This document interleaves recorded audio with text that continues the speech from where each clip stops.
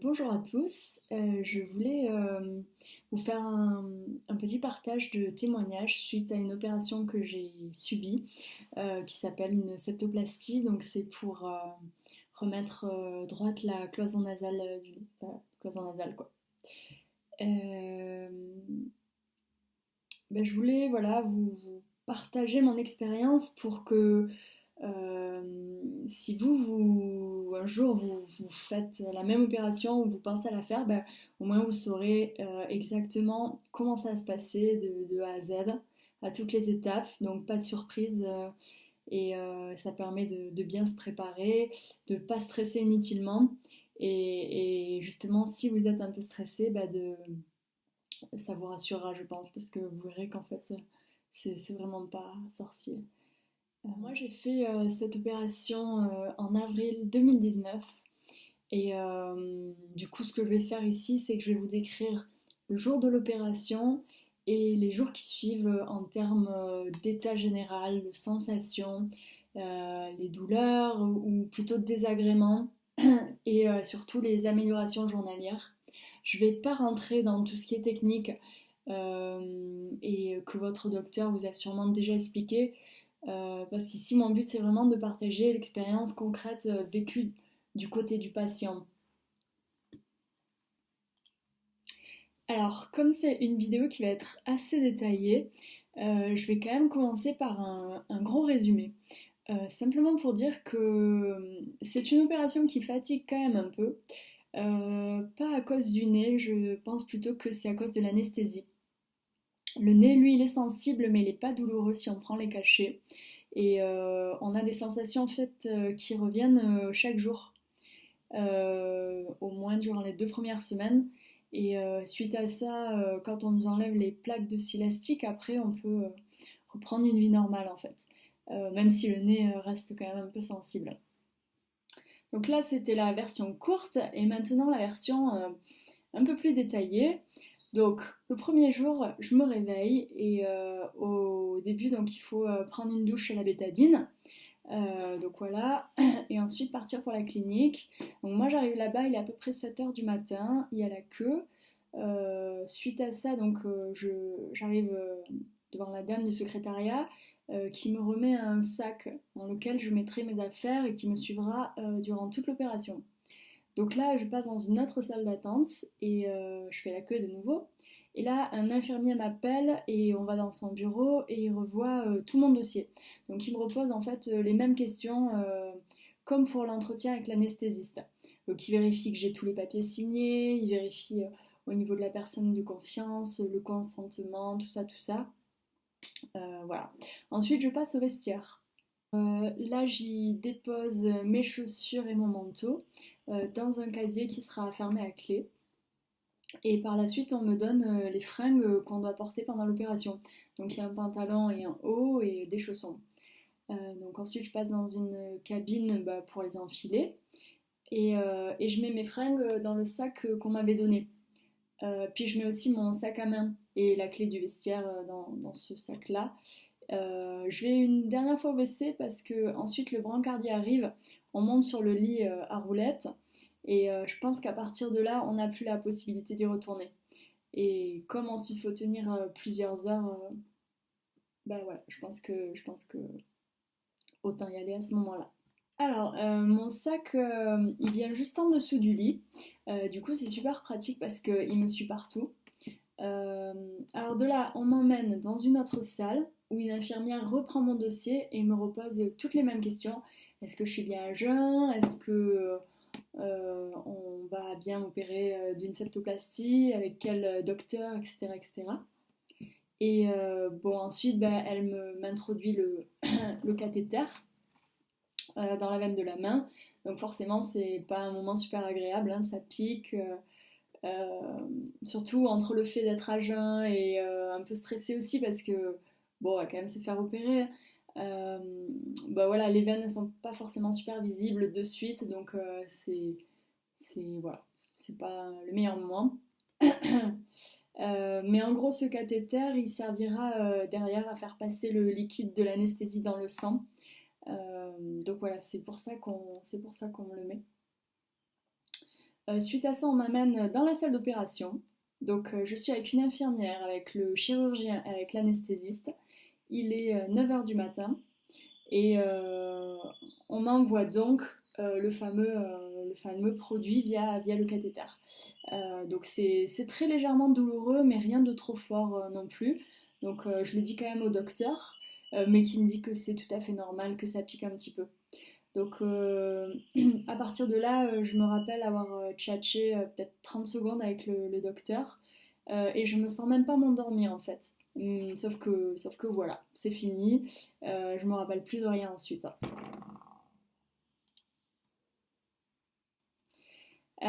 Ensuite, je me réveille. Le réveil est assez désagréable. C'est dans une salle bruyante. Je suis complètement KO. Et en fait, j'ai un mal de gorge de fou. C'est ça en fait qui m'a le plus surpris.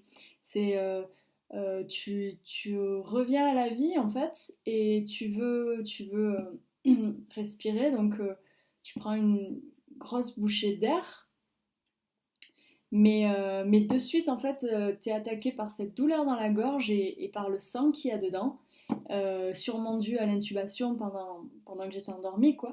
Et c'est vraiment la partie la plus dure pour moi parce que je m'y attendais pas du tout à ça. Et tu veux respirer par le nez, mais le nez il est juste hors d'état. Enfin, il est absolument pas pratique, enfin utilisable. Donc, euh, donc voilà, tu es obligé de le faire par la bouche et la bouche ça fait juste trop trop mal de respirer. Chaque respiration elle est douloureuse. Voilà, donc j'ai ce gros mal de gorge, j'ai aussi un pansement sur le nez. Mais aucune douleur en fait. On m'a dit que en salle d'opération, on m'avait donné un Doliprane. Donc en fait, au niveau du nez, ça fait simplement comme s'il prenait toute ma figure. Bon, il est forcément hors d'usage, mais ça fait comme quand on est pris quand on a un gros rhume quoi. Mais voilà, pas de douleur au niveau du nez. Après, je suis hyper fatiguée. Donc là, dans cette salle de réveil, je passe du temps en fait à me réveiller. Euh, je sais pas trop combien de temps j'y suis restée, au moins une bonne demi-heure. Euh, j'ai envie de dormir, mais en même temps, il y a un appareil accroché à mon bras qui mesure la tension et qui me compresse mais hyper fort le bras toutes les X minutes et du coup à chaque fois ça me réveille. Donc du coup tu peux pas vraiment te reposer ici. Mais mine de rien, tout doucement, bah, je reprends connaissance, même si je reste très faible. Et quand je suis un petit peu réveillée, l'infirmière elle vient, elle me déconnecte ce truc là que j'ai sur le bras. Elle me déconnecte aussi le cathéter. Euh, et à partir de là, on me déplace dans un box plus calme où je peux me reposer. Alors, une fois arrivé dans la salle de repos, bah, ce qu'il y a de bien, c'est que les gens peuvent venir nous rendre visite. Alors moi, perso, j'étais tellement fatiguée que j'avais pas du tout envie de voir qui que ce soit, donc moi j'ai appelé personne. Je suis juste restée là à comater. Au bout d'un moment, on m'a apporté à boire et à manger, on m'a conseillé de manger. Mais dès que l'infirmière est partie, moi je me suis rendormie. Euh, Puis pendant un long moment, je suis restée là, à me reposer, dormir à moitié. J'ai pas bu, j'ai pas mangé et je crachais du sang en fait. Euh, voilà. Donc le chirurgien il est passé. Il m'a dit que l'opération s'était très bien déroulée. Il m'a donné le papier de décharge. Il m'a dit voilà, que pour lui tout était ok, donc dès que moi j'étais prête, je pourrais rentrer chez moi. Quoi. Donc je lui ai quand même dit voilà, que je crachais du sang et voilà. Et il m'a dit que bah, c'était normal en fait. Donc de là il s'en va, moi je me rendors et au bout d'un moment l'infirmière revient. Elle voit que j'ai rien mangé donc elle est pas très contente et elle me dit que c'est important que je mange. Et que en fait tout ce sang que j'ai dans ma gorge il vaut mieux que je l'avale plutôt que de le cracher. Donc moi je n'étais pas super emballée à l'idée mais je l'ai quand même fait. Et dès que je m'en suis sentie capable, j'ai mangé en fait. Donc je mangeais un yaourt et puis je dormais, je remangeais un yaourt et puis je redormais. Euh, c'est idiot en fait, mais t'es dans un tel état que manger un yaourt, derrière, t'as besoin de dormir, quoi. C'est fatigant. Donc là, j'ai dû y rester 1 heure, peut-être deux. Euh, j'ai beaucoup récupéré hein, dans cette petite salle. Le lit, il n'était pas super confortable, mais bon, ça passait. En fait, la salle, c'était pas vraiment une salle, c'était comme un petit box. Donc il y avait mon lit, à côté il y avait la tablette là pour poser à manger, et de l'autre côté il y avait une chaise pour si quelqu'un veut venir nous voir et passer du temps avec nous. Donc voilà, c'est relativement petit, mais voilà, pour ce qu'on y fait, se reposer, c'est tout à fait suffisant. Il n'y a pas vraiment de porte, en fait, il y a un rideau et l'infirmière, elle pousse le rideau quand elle veut rentrer ou sortir. Voilà. Mais c'est relativement bien pour se reposer, voilà. Euh, alors moi, je suis restée là et dès que j'ai senti que j'avais un peu plus d'énergie, je me suis levée avec l'aide de l'infirmière pour aller aux toilettes. Puis bon, de là, je suis repartie me coucher parce que voilà, aller au WC, bah, c'est fatigant et ça demande derrière 15 minutes de repos, quoi. Enfin voilà, donc je suis restée là à me reposer et à un moment donné, j'ai senti que j'avais un chouïa plus d'énergie. Donc là, je me suis rhabillée. Pareil, donc après m'être rhabillée, c'était un effort, donc je me repose. Et puis dès que je me suis de nouveau sentie en force, j'ai demandé à sortir.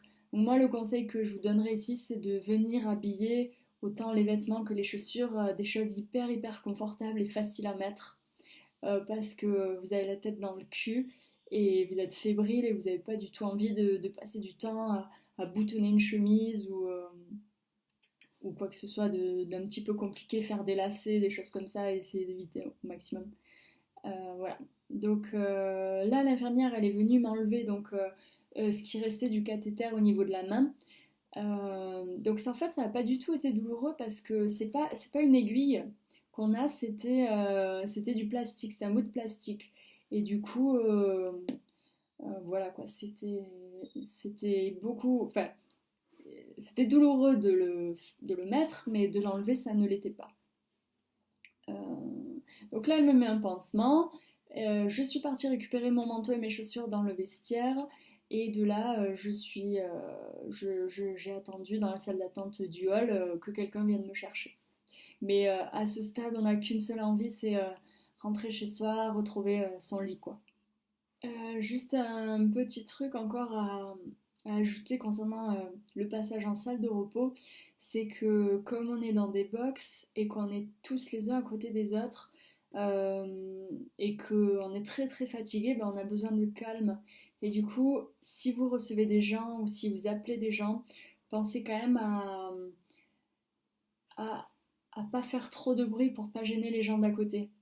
Parce que moi, je sais que voilà, la personne qui était à côté de moi parlait relativement fort, ou peut-être qu'il parlait juste normal, mais comme on est tous collés les uns aux autres, moi j'entendais tout comme si j'étais vraiment à côté, et c'est un peu embêtant. Voilà. Ensuite, vers 15 h, quelqu'un est venu me récupérer. Ce qui était génial, c'est que la personne était passée pour moi au secrétariat de mon docteur et avait récupéré du coup les ordonnances, celles pour la pharmacie et celles pour l'infirmier. Parce qu'on a un infirmier qui vient, infirmière qui vient à domicile le soir, le jour même et le lendemain. Voilà. Donc voilà, on m'a ramené ensuite tous les médicaments chez moi, et tant mieux parce que enfin voilà, c'était pas la grande forme de mon côté. Donc je rentre, je dors beaucoup. Je pense que ouais, jusqu'à 19 h quasiment. Je me suis réveillée un petit peu avant que l'infirmier arrive, donc c'était cool. Je crache encore beaucoup de sang. Moi, j'aime pas l'avaler, enfin, je sais pas. Donc oui, enfin, j'en avale forcément, mais voilà, beaucoup de sang, beaucoup de glaire. Ce qu'il y a de cool, c'est que doucement, le mal de gorge, il s'estompe. Voilà. Le soir, donc l'infirmier passe, il me change le pansement parce qu'il y a quand même pas mal de gouttes de sang qui avaient coulé, donc même s'il était frais du jour, il était quand même un peu sale déjà. Il prend ma tension, tout est ok pour lui. Il me conseille de ne pas hésiter à prendre les cachets antidouleurs parce que il m'explique que comme ça, après des opérations, ce qu'il faut, c'est ne pas réveiller la douleur parce qu'ensuite, elle est difficile à calmer. Du coup, il me dit, dès que tu ressens le moindre truc, n'hésite pas à reprendre des cachets. Bon, sans exagérer non plus au niveau des doses, quoi. Mais l'idée, c'est d'éviter de souffrir. Voilà. Quand l'infirmier repart, moi je repars me coucher. Du coup, je prends du Dafalgan. Mais comme il m'a dit, afin d'éviter la douleur en prévention, plus que parce que j'ai mal sur le moment, quoi. Mon nez, je le sens pas en fait. Donc, c'est pas confortable forcément, mais il n'y a pas de douleur. Juste cet état de fébrilité, de grosse fatigue. Ce que je sens aussi, bah, c'est les gouttes qui coulent, les gouttes de sang qui coulent de mon nez. Donc ouais, c'est pas non plus super agréable quoi. Autre truc aussi, c'est que je me trouve extrêmement sensible au courant d'air. Ils me font éternuer directement. Ce qui est chiant d'ailleurs parce que éternuer quand on peut pas utiliser le nez, bah c'est, enfin il faut éternuer par la bouche, c'est pas habituel quoi.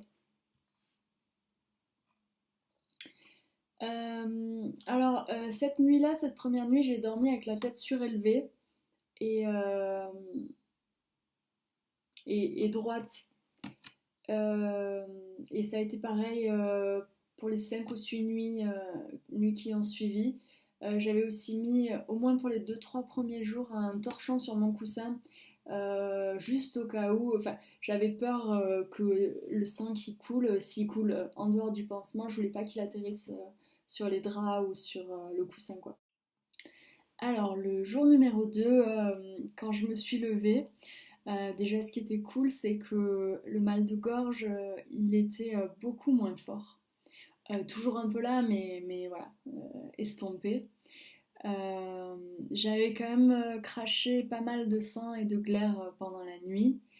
Euh, Après, voilà, la journée, je la passe à dormir beaucoup encore. Le nez, il est pris et il est sensible. Mais voilà, encore une fois, avec les cachets, pas de douleur de ressenti. Toute la journée, je garde le pansement parce que je sens des gouttes qui tombent, ou de la morve aussi. Donc voilà, j'ai le pansement sur le nez. Donc voilà, ça fait comme si j'avais un bon gros rhume avec le nez complètement pris, quoi. Le soir, il y a l'infirmier qui passe de nouveau et c'est la dernière fois qu'il viendra. Il me change le pansement et il prend la tension. De nouveau, tout est bon pour lui. Euh, Quand il me change le pansement, j'en profite pour aller voir dans le miroir à quoi ressemble mon nez. Et donc je vois qu'il est un petit peu enflé, mais qu'il n'a pas changé. Bon, ça, c'est quelque chose que m'avait dit le docteur, hein, que l'extérieur ne changeait pas. Effectivement, c'est pareil. Voilà, donc j'ai pas fait grand-chose de la journée. Je suis restée allongée, repos, sieste, un peu de film, un peu de lecture, mais voilà, c'est pas une journée très. Bah ouais, c'est une journée repos quoi en fait. J'étais vraiment contente d'avoir quelqu'un ce jour-là à la maison pour me préparer les repas et m'apporter tout ce que je voulais tout au long de la journée parce que franchement, euh, à part pour aller au WC, sinon je me suis pas levée quoi. Je me sentais toujours très fébrile et étourdie.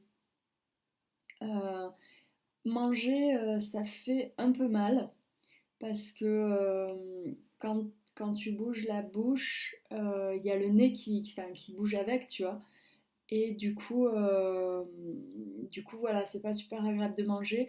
Alors moi, ce que je fais, de toute façon, on n'a pas très très faim, et puis comme on bouge pas, on n'a pas non plus besoin de manger beaucoup. Mais ce que j'ai fait du coup, c'est que j'ai fait aussi des jus de fruits et de légumes et que je buvais avec une paille, voilà, ce qui demande beaucoup moins d'efforts et de mouvements de bouche. Ah, ensuite, le troisième jour, bah là, ce qui était trop cool, c'est que là, le mal de gorge, il est parti, c'est bon, on peut de nouveau respirer avec la bouche de manière normale. Bon, par contre, on se sent encore faible, donc je continue à prendre des cachets, mais je dormais déjà moins cette journée-là. Même si je l'ai passée allongée, euh, ouais, c'était quand même j'ai pas dormi autant que la veille. Euh, cette journée non plus, enfin, j'ai pas fait ni à manger ni rien, je suis restée vraiment allongée la plupart du temps parce que j'étais quand même fébrile. Donc même si j'ai moins dormi, voilà, j'étais quand même très faible. Euh, Encore beaucoup de glaire, encore du crachat de sang, même si moins, chaque jour c'est de moins en moins. Le saignement au niveau du nez, pareil, il est très très faible là à partir du jour 3. En fait, le jour 3, dès l'après-midi, j'ai même enlevé le pansement parce que j'avais plus de saignement, quoi. Ce qui était sympa aussi, c'est que au fil de la journée, j'ai eu une de mes narines qui a commencé à se déboucher par moment. Euh, du coup, euh, du coup, voilà, ça faisait plaisir. Euh, je vois aussi quand même que je reste toujours très sensible au courant d'air. Par exemple, si ma narine elle est débouchée et que quelqu'un ouvre la porte de la chambre, et ben là je sens l'air qui rentre et de suite ma narine se rebouche. Alors la journée 3 c'est aussi le jour où j'ai commencé à faire les lavements de nez. Donc je l'ai fait avec du coton-tige, enfin je badigeonnais un coton-tige de sérum physiologique et c'est comme ça que j'ai commencé à me laver le nez. Euh, j'ai aussi retiré le pansement que j'avais sur la main, là où on m'avait mis le cathéter. Donc j'avais encore un bon bleu, mais c'était pas douloureux. Ce que vous pouvez faire aussi à ce stade, c'est à la place de vous mettre un pansement si vous sentez quand même des choses qui coulent, parce que, bon, en fait, moi, ça continue à couler. C'était pas forcément du sang, peut-être, c'était plus le nez qui coulait, quoi. Donc, moi, j'avais du coup un papier et je passais mon temps à m'essuyer. Mais ce que vous pouvez faire, c'est mettre des petits bouts de coton tout simplement dans les narines euh, pour ce jour-là et puis pour les jours qui suivent aussi. Ensuite, le quatrième jour, moi c'est le jour où j'ai repris le travail. Bon, parce que je suis en télétravail, clairement j'aurais dû sortir de chez moi, je ne serais pas allée travailler et je serais allée faire prolonger mon arrêt de travail. Mais ayant la possibilité de travailler de chez moi, c'était chaud, mais c'était faisable. Clairement, avec les cachets, hein, parce que sans cachet, je pense que pareil, c'est encore un peu tôt. Euh, alors ce jour-là aussi, on commence à sentir quand même qu'il y a une évolution par rapport au premier jour au niveau du contact qu'on a avec le nez. Il commence à être de moins en moins sensible. La narine qui avait commencé à se déboucher hier, et ben là, elle est de plus en plus souvent débouchée. Et du coup, dans celle-là, on peut faire un lavement classique au sérum où quand on met la goutte, on la sent après couler dans la gorge. Donc voilà, ça fait plaisir. C'est quand même... bon voilà, j'ai continué à cracher un petit peu de sang et avoir le nez qui saignait très très légèrement. Ce jour-là aussi, je crois que dans l'après-midi, j'avais tenté d'arrêter les cachets, mais là j'ai eu comme des lancements dans le nez. Alors c'était très léger, mais dès que j'ai senti ça, j'ai repris les cachets parce que j'avais aucune envie de ressentir de la douleur, quoi. Donc voilà. Le jour 4 aussi, le nez il est plus enflé. Le cinquième jour, j'ai travaillé depuis chez moi également. Ça s'est mieux passé que la veille. Par exemple, j'ai pas eu besoin de faire de sieste pour tenir toute la journée. Mais j'étais quand même encore assez faible. Donc, à part pour me faire à manger, je passe la plupart du temps assise ou allongée. J'ai arrêté les cachets cette journée-là et j'ai pas eu de douleur. Donc voilà, c'était cool. J'avais quand même encore un peu de crachat de sang et de très très très léger saignement de nez. Mais un tout petit peu quand même encore. Ensuite, le sixième jour, la première narine qui s'était débouchée, qui avait commencé à se déboucher, bah là, elle est relativement bien débouchée, la plupart du temps, je dirais. Et j'ai la seconde qui commence aussi à se déboucher très légèrement par moment. Euh, et puis cette narine, elle est de moins en moins sensible aussi. Au niveau du reste du corps, voilà, ben, je reprends doucement de l'énergie pour ce sixième jour. Je passe quand même encore le plus clair de mon temps allongé. Parce que tout simplement parce que sinon j'ai la tête qui tourne dès que je suis debout trop longtemps. Voilà. Le septième jour, le bleu que j'avais donc sur la main suite à la piqûre pour le cathéter, il est parti. Donc ça fait plaisir. Euh, Ensuite, j'ai tenté de sortir pour la première fois de chez moi depuis l'opération. Je suis sortie juste un quart d'heure, mais je sais pas, ça m'a beaucoup beaucoup fatiguée. J'avais encore le nez bouché et j'étais extrêmement sensible à l'air et il y avait beaucoup de vent ce jour-là dehors. Euh, donc euh, ouais, je suis relativement vite rentrée finalement. Et puis je me suis reposée. Par contre, ce qui a été cool, c'est que suite à ça, cet après-midi-là, j'ai quand même passé beaucoup de temps actif dans la maison où j'ai pu commencer à faire des petits trucs, la vaisselle, à manger, et tout ça sans me sentir ni mal ni fébrile. Voilà, je me sentais normale. Donc pour moi, c'était une belle avancée.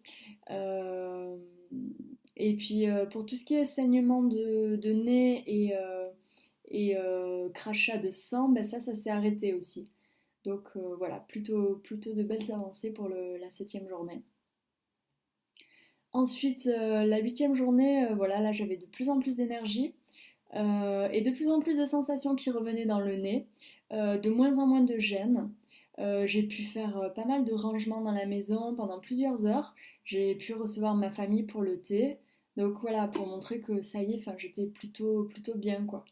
Je respirais quand même par la bouche, hein, mais il y avait par moments des mini filets d'air qui passaient par le nez. Donc ça fait plaisir. Et j'avais le nez qui coulait moins, ce qui est quand même génial. Ensuite, la neuvième journée, la deuxième narine, elle se débouchait de plus en plus souvent. Euh, Même si bon, je parlais encore beaucoup du nez hein, à cette journée-là. Mais voilà, j'avais encore de plus en plus d'énergie. Là, clairement, je faisais vraiment beaucoup de choses dans la maison et j'ai quand même passé la journée à travailler depuis chez moi, mais depuis un bureau. Là, j'étais vraiment assise toute la journée, quoi. Plus besoin d'être allongée. Ensuite, la dixième journée, les améliorations continuent, hein, de plus en plus de sensations. La deuxième narine qui se débouche de plus en plus souvent. J'ai retenté de sortir ce jour-là. Et ça s'est mieux passé que la première fois, mais ça m'a quand même encore beaucoup fatiguée. Donc voilà. Le lendemain, donc la journée 11, pareil, j'ai retenté de sortir, j'ai fait des courses pendant à peu près une heure. Et là, ça allait, j'ai pas vraiment eu de soucis, pas de sensation de fatigue ou quoi que ce soit. Alors j'avais le nez toujours pris, donc c'est pas très agréable, mais ça allait de mieux en mieux. La douzième journée, ma deuxième narine, bah voilà, elle est de plus en plus souvent débouchée, encore une fois. Euh, elle est débouchée de plus en plus longtemps en fait dans la journée, c'est ça qui est cool. Je parle toujours du nez, j'en ai 12, mais c'est moins prononcé qu'avant. J'ai retrouvé toute mon énergie. Alors j'évite quand même de sortir et j'évite de faire des activités physiques comme du sport ou autre.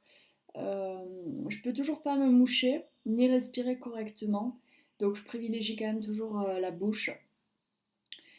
Journée 13 et 14, c'est un peu tout pareil hein, que la journée 12. C'est juste l'amélioration qui continue lentement. Et ensuite la journée 15, donc c'était une journée importante pour moi parce que c'est là qu'on devait m'enlever les plaques de silastique. Donc je stressais pas mal parce qu'on m'avait dit que ça durait genre 20 secondes, mais que c'était 20 secondes de douleur. Et qu'ensuite on pouvait bien respirer, du coup ça faisait comme une récompense et que ça faisait un bien fou. L'après-midi, je me suis rendue à mon rendez-vous chez le docteur et bah, c'était un peu stressant parce que oui, donc on arrive, on s'installe et il se ramène avec un ciseau de taille assez conséquente, plus un autre outil et puis donc voilà, nous on voit ça et on se dit qu'il va nous mettre ça dans le nez qui reste quand même relativement sensible, rien que quand on met un coton-tige on le sent. Donc voilà, on n'est pas hyper rassuré, mais voilà. Donc il s'approche et il rentre le ciseau dedans parce qu'en fait il doit couper un point de suture qui a et qui retient la plaque de silastique. Donc oui, effectivement, ça fait un petit peu mal parce qu'en fait il appuie sur le nez, il appuie sur la cloison et du coup, ben, on a l'impression qu'il va déformer ou voilà, enfin, c'est pas, c'est encore sensible quoi. Donc le moindre truc qui fait mal. Mais en fait, c'est pas non plus intolérable. Je pense que c'est plus la surprise et la peur. Euh, bon, et ça appuie un petit peu, donc c'est une légère douleur quand même, mais rien comparé à ce qu'on m'avait décrit, quoi. Donc voilà, ça dure 15 secondes, il enlève le point, il le jette directement à la poubelle, du coup on voit pas du tout à quoi ça ressemble. Et ensuite, il retourne dans le nez avec son deuxième outil, ou le ciseau en fait, je sais plus trop. Et là, il enlève la plaque. Alors, elle est fixée tout au fond. Euh, du coup, euh, du coup, voilà, on sent l'outil qui rentre et qui va la chercher et qui touche le fond du nez. Donc, c'est pas très agréable, mais en fait, c'est pas douloureux. C'est moins douloureux que juste avant quand il a enlevé le point. Malgré tout, franchement, cette étape-là, elle est pas très douloureuse. Et du coup, voilà, il chope la plaque, il la sort du nez. Euh, il la jette directement, du coup, encore une fois, on voit pas du tout si c'était plein de sang ou quoi que ce soit. On sait pas. Euh, et perso, ça me va très bien comme ça. Et ensuite, il fait la même chose dans la deuxième narine. Mais là, du coup, on sait à quoi s'attendre. Et puis, du coup, on n'a plus du tout peur parce que ça avait tellement pas fait mal dans la première que du coup, là, j'étais détendue pour la deuxième. Donc, il est rentré. Pof, il a enlevé le point de suture. Ça m'a fait ouais, une petite gêne de nouveau, mais moins mal du coup que pour la première, parce que du coup j'ai moins résisté et je savais que ça a duré littéralement 30 secondes.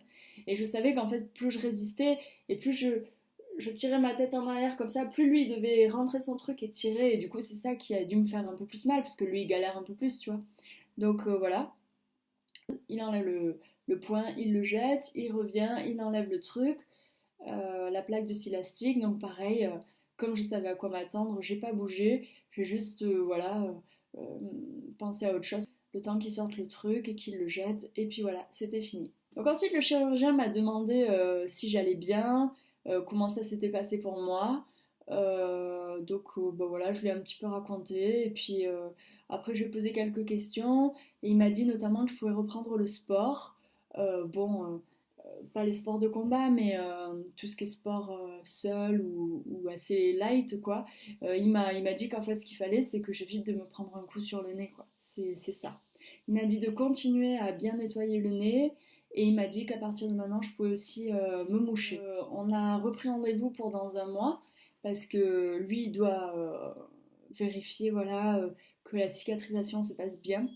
Moi, pour aller chez le docteur, j'avais pas pris la voiture parce que je m'étais dit, je sais pas trop dans quel état je vais sortir, mais clairement, on peut tout à fait conduire pour juste après s'être fait enlever les plaques de silastique, ça me pose aucun souci. Alors, une fois ensuite que les plaques elles sont enlevées, effectivement, on sent l'air dans les narines, mais contrairement à ce qu'on m'avait dit, moi j'ai pas du tout trouvé ça agréable en fait. Déjà, on a envie de respirer normalement parce que voilà, et du coup, c'est comme s'il y avait énormément d'air qui rentrait, mais le nez il est encore sensible. Donc, ça fait comme une gêne quoi, voire une mini douleur. Voilà, moi j'ai quand même passé le reste de la journée à respirer plutôt par la bouche et tout doucement à m'entraîner un peu à respirer avec le nez à toute petite dose. Il n'était pas complètement débouché de toute façon. Pour moi, voilà, c'est pas un retour à la normale, mais c'est encore une fois une amélioration. Donc là, maintenant, on est aujourd'hui, jour 18, donc 2 semaines et demie après l'opération. Et bah, le nez, il n'est pas encore 100% débouché. D'ailleurs, je pense que ça s'entend. Je parle encore très légèrement du nez. Et moi, je le sens qu'il est encore un petit peu bouché. Mais pas totalement du tout. Les filets d'air passent par mes narines. Euh, mais ça reste encore sensible quand je respire par le nez. Du coup, voilà, je le fais. Mais je respire encore aussi beaucoup par la bouche, quoi. Des fois, quand je parle, il y a certains mouvements de bouche que je fais et je sens mon nez. Maintenant, voilà, c'est pas du tout une douleur. Après, moi, je porte des lunettes, ça pèse aussi sur le nez, donc ça le fatigue aussi. D'ailleurs, les tout premiers jours, pendant une bonne semaine, j'ai évité de porter mes lunettes parce que justement, je trouve que ça appuyait et ça me faisait ressentir des sensations dans le nez. Voilà. Si vous prévoyez une septoplastie, bah, j'espère que ce témoignage vous aura aidé à vraiment visualiser tout ce qui va se passer de A à Z. Et maintenant, vous saurez à quoi vous attendre. Et je vais terminer juste avec une grosse synthèse. Donc voilà, on souffre un peu le jour J, mais pas à cause du nez, c'est plus à cause de la gorge. Et on est chamboulé et fébrile à cause de l'anesthésie, je pense, hein. Le nez, il est sensible, mais on ne peut pas parler de vraies douleurs, en tout cas avec les cachets. Et puis dans la mesure où on ne le touche pas, forcément. Les 3 premiers jours, on est quand même assez fébrile, mais l'état s'améliore de jour en jour et on le constate et ça fait plaisir. Ces 3 premiers jours aussi, quand même beaucoup de glaires et de crachats et de gouttes de sang qui tombent. Au bout de 3-4 jours, on peut arrêter les cachets. Euh, faites un essai, à la moindre sensation, bah, vous en reprenez. L'idée, voilà, c'est de ne pas réveiller la douleur. Donc, mieux vaut prendre en amont les cachets et parce qu'apparemment, une fois que la douleur s'installe, c'est plus difficile de la calmer derrière. Euh, Voilà, donc j'avais un petit peu de sang qui coulait par le nez, par la bouche les 7 premiers jours, je dirais, et de moins en moins chaque jour. Et que voilà, globalement, la récupération, elle est lente, mais elle est constante. Les améliorations, on les voit bah, chaque jour, ce qui est super rassurant. Donc voilà, je reste à votre disposition si vous avez des questions. Et puis, je vous souhaite une bonne opération si vous devez y passer. Ciao!